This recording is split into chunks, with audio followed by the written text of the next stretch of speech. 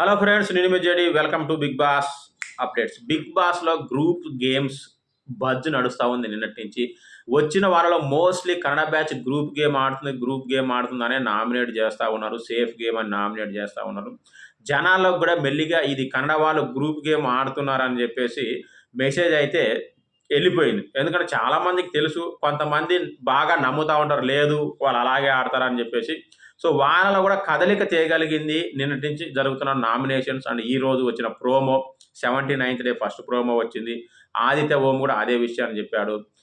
ముఖ్యంగా యష్మి విషయంలో మీ అమ్మగారు కూడా వచ్చి నీకు ఏం చెప్పారు అంటే ఇండివిజువల్ గేమ్ ఆడమని చెప్పారు. అంటే ఇండివిజువల్ గేమ్ ఆడమని చెప్పారంటే నువ్వు గ్రూప్ గేమ్ ఆడుతున్నావనే కదా అర్థము. గ్రూప్ గేమ్ ఆడకపోతే ఇండివిజువల్ గేమ్ ఆడని ఎందుకు చెప్తారు? సో ఇక్కడ క్రిస్టల్ క్లియర్గా ఆ మెసేజ్ అయితే వెళ్ళింది. అది ఖచ్చితంగా కే బ్యాచ్కి లాస్. కానీ ఒక విషయం ఏంటంటే కొంతమంది అంటారు, మరి తెలుగు వాళ్ళు ఆడట్లేదా గ్రూప్ గేమ్ అని.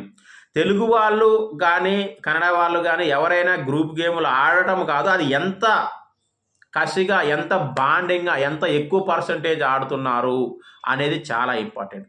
మరి తెలుగు వాళ్ళు కూడా అంత ఎక్కువగా గ్రూప్ గేమ్ ఆడితే తెలుగు వాళ్ళని గ్రూప్ గేమ్ అని చెప్పేసి ఎందుకు ఎక్కువ నామినేట్ చేయలేదు? రైటా కాదా?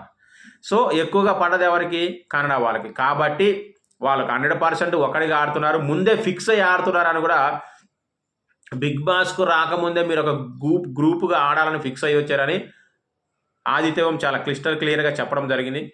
మొత్తానికైతే ఈ గ్రూప్ గేమ్ చెదిరిపోవడం అనేది త్వరలో ఖాయంగా కనిపిస్తూ ఉంది. అంటే ఎలిమినేట్ అవ్వచ్చు, లేదంటే జనాల్లో ఉన్న ఫీలింగ్ అవ్వచ్చు. అంటే వీళ్ళకి ఒక ఇది ఉంటుంది కదా, అబ్బా జనాల్లోకి ఇది గట్టిగా వెళ్ళిపోయిందేమో, మనం ఇక ఇప్పటినైనా కొంచెం చూసుకొని ఆడాలనేదని ఒక ఇది రావచ్చు. మరి మీరేమనుకుంటారు? నిజంగా కన్నడ వాళ్ళే గ్రూప్ గేమ్ ఆడుతున్నారా, తెలుగు వాళ్ళు కూడా గ్రూప్ గేమ్ ఆడుతున్నారా? ఖచ్చితంగా కామెంట్ చేయండి.